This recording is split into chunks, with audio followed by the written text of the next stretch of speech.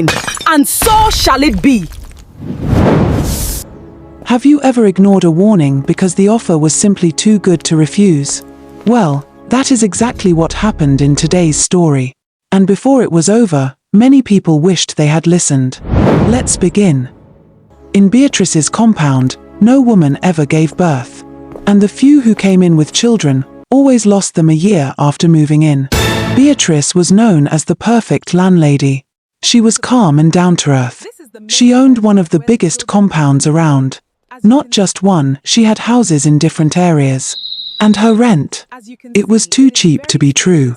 Beatrice's compounds were built in a way that her tenants wouldn't want to go out because they had everything: a church, supermarket, playgrounds for children, and a hangout spot for adults.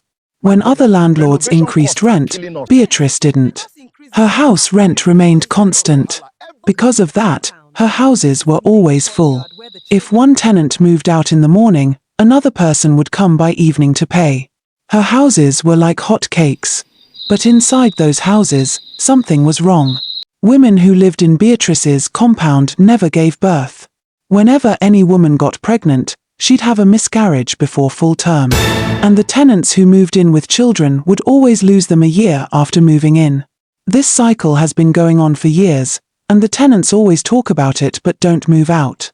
Even when a tenant succeeded in moving out, new people would rush to rent the apartment despite the warnings and things they'd heard about the compound. The cheap rent made people turn a deaf ear to warnings, and Beatrice always welcomed her tenants with enough food and drinks.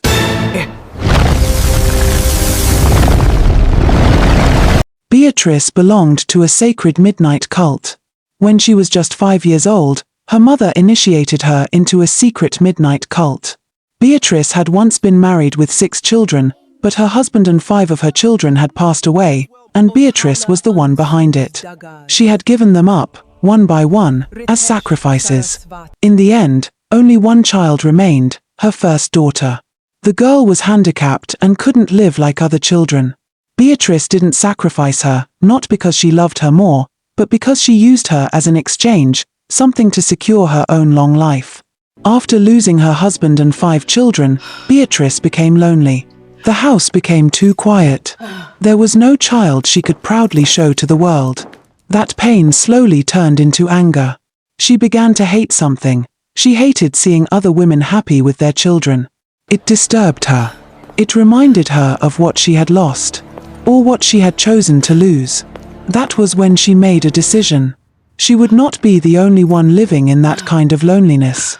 And so, she turned to her tenants. Her tenants trusted her because of her good and caring nature. Whenever her tenants got pregnant, they would rush to break the good news to Beatrice first. They believed she cared. They believed she would support them. But they didn't know that they had just sold their joy to the devil. At night, Beatrice would transform into a big snake. Silently, she would enter the tenant's toilet and hide there, waiting. The snake was spiritual. Nobody could see it. Since all her tenants' toilets were outside, it made everything easy for her. When the pregnant tenants came out to urinate, Beatrice would strike quietly. She would lick them, and before morning, the pregnancy would be gone. By morning, all the other tenants would gather to sympathize with the one who just lost her pregnancy. The tenants who still think properly would suggest they bring a pastor to pray.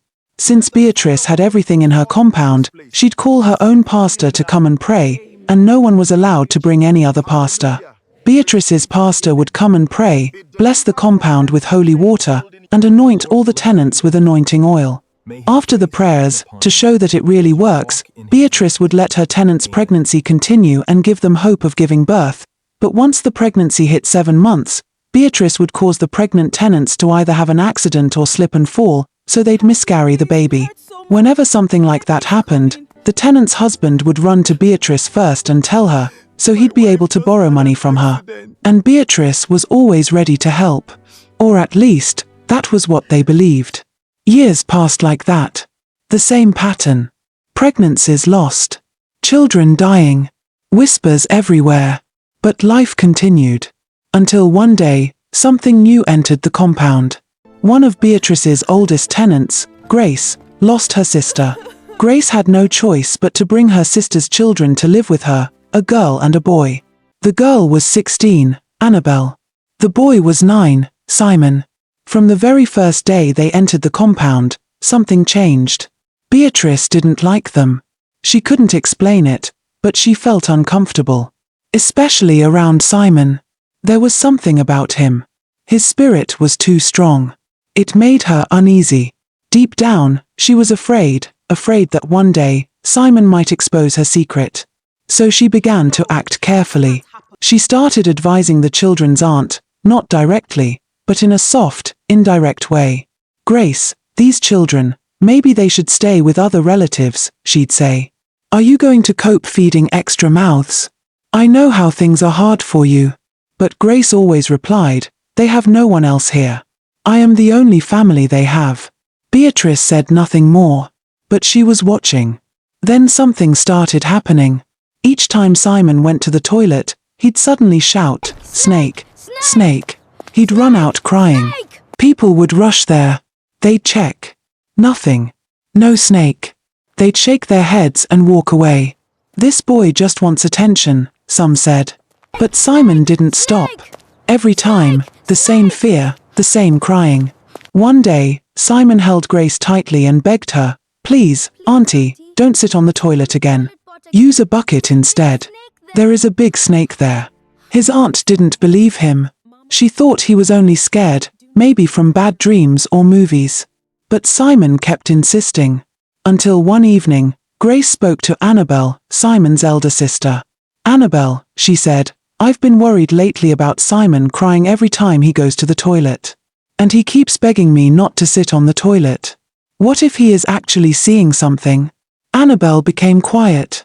Then she said slowly, Auntie, you should believe him." Grace looked at her. Annabelle continued, "It was the same thing with our mother. Simon begged her not to travel that day. She didn't listen to Simon, and she had an accident. People in my old compound used to call Simon a small witch." Grace froze. She didn't know what to say. That night, she couldn't sleep well. The next morning, she made a decision. From that day on, she stopped using the toilet. She started using a bucket. Quietly. Without telling anyone.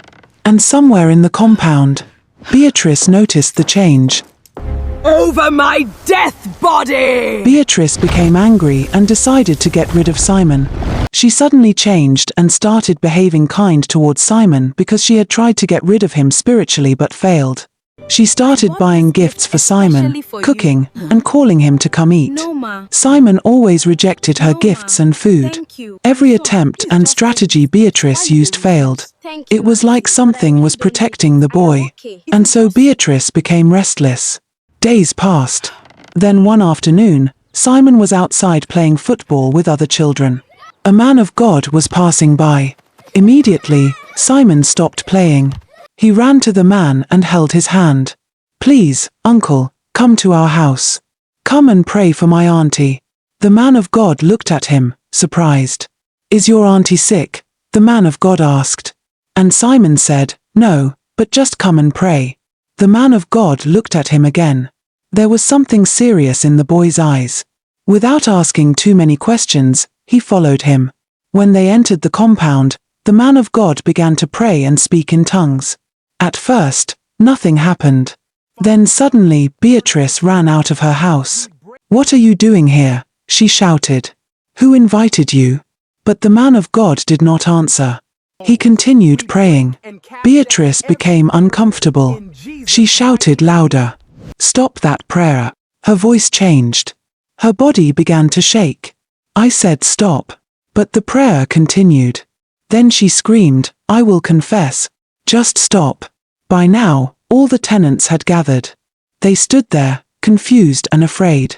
Beatrice fell to the ground. Her body started changing. Slowly, half of her body turned into a snake. The other half remained human. People screamed and stepped back. Beatrice spoke with a weak voice. She confessed everything, how she entered their toilets at night, how she stopped pregnancies, how she took their children, how she didn't want anyone to be happy. When she finished speaking, she gave one last cry. And then she died. Right there. Silence filled the compound. Nobody moved. Nobody spoke. It was over. From that day, everything changed. Peace returned. The strange problems stopped. Women began to get pregnant again. Children were born. Laughter returned to the compound. Beatrice's daughter also changed. She became normal again. She took over her mother's houses. But she was different. She treated the tenants well. For 3 years, she didn't collect rent. People lived freely. For the first time in a long time, the compound was truly a home.